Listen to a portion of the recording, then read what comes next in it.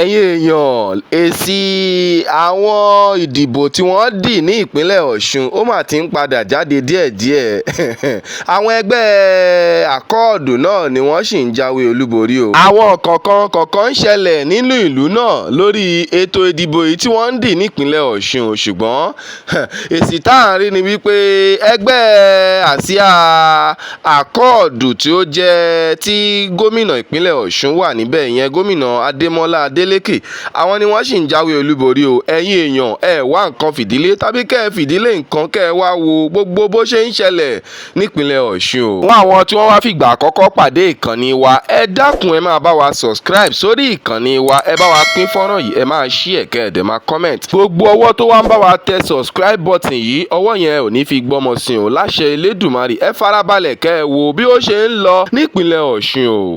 Total number of 1 vote. APC, total number of 64. ACOT, total number of 143. So we declare this governorship election 2026 Osun State in this Unit 10, Ward 8. Unit 10, Ward 8. Ila local government. Ila local government. ACOT as the winner of this polling unit. Thank you so much. Yeah, ẹ káàbọ̀ wọ́n ti bẹ̀rẹ̀ sí ní fìlì form EC8A fún láti gbé rìsọ́ọ̀tì ìbò tí àwọn èèyàn dì ní polling unit 26 ward 5 Òṣogbo local government. wọ́n ti bẹ̀rẹ̀ sí ní gbé wọlé ní ẹyọ kọ̀ọ̀kan èjì.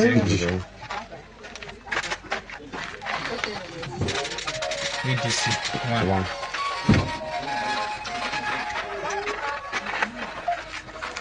ADP 0.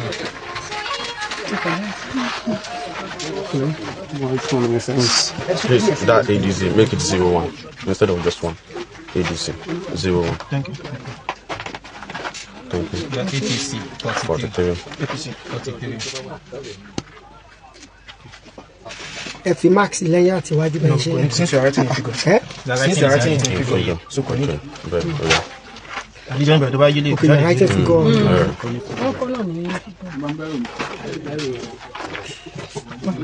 Èdè ló ṣe ayé àlẹ́nu, ó sì ayé àlẹ́nu gan náà sọ ti ẹ̀. APM 0. Abga 0. Abga 0. The rest are 0.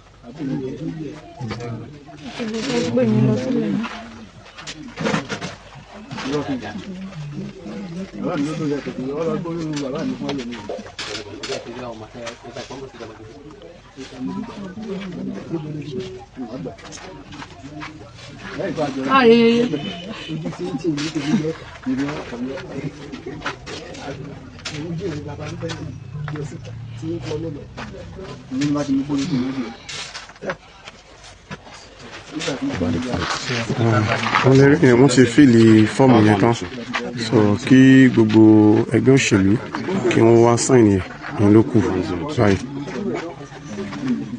57 plus 1 plus 1 plus 43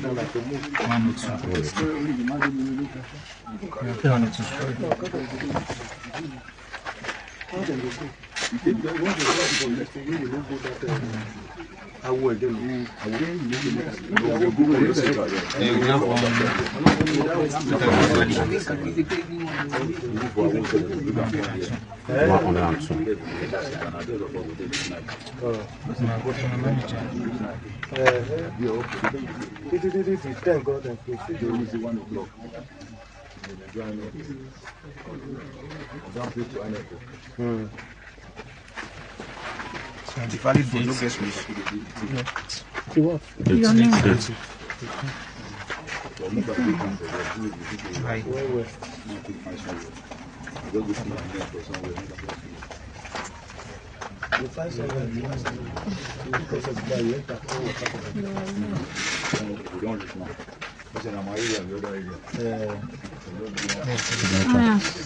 Signature.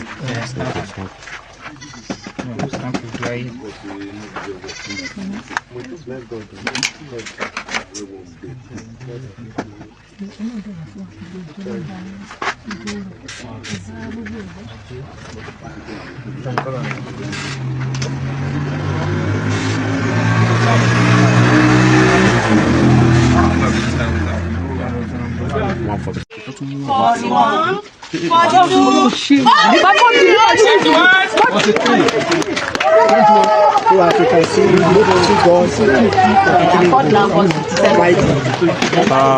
ní bí ìbò ṣe lọ nìyẹn APC ní 43 votes ni wọ́n ní, Accord 57, ADC 1, and AA 1.